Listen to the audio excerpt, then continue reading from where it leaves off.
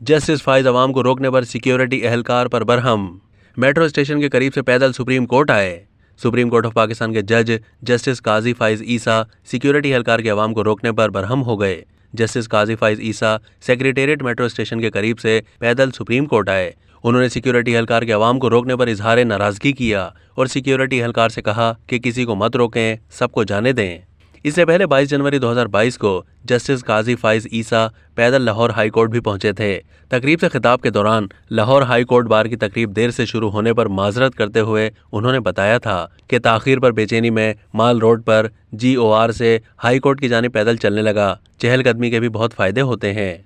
Justice काजी फाइज ईसा ने कहा है कि लाहौर खूबसूरत शहर है, लेकिन पैदल चलने वालों के हुकूक से मुताल्लिक बड़ी तकलीफ हुई। जिसके पास गाड़ी नहीं, फुटपाथ उसका हक है। रास्ते में बड़ी रुकावटें थीं, कहीं गटर खुले थे, कहीं पानी जमा था। मैं नाम नहीं लेना चाहता, एक साहब का गेट था और उसके आगे रुकावटें थीं। उन्होंने कहा कि हमें आवाम से नहीं डरना चाहिए, मसले उस वक्त हल होंगे जब आवाम में रहेंगे। ये गाड़ियों की फूफा, सायरन से लोगों के कानों पर क्या गुजरती है, ये सब चीज़ें आवाम के पैसे से हैं। अब तक के लिए इतना ही। मज़ीद मालूमात के लिए डेली जंग के YouTube चैनल को सब्सक्राइब कीजिए।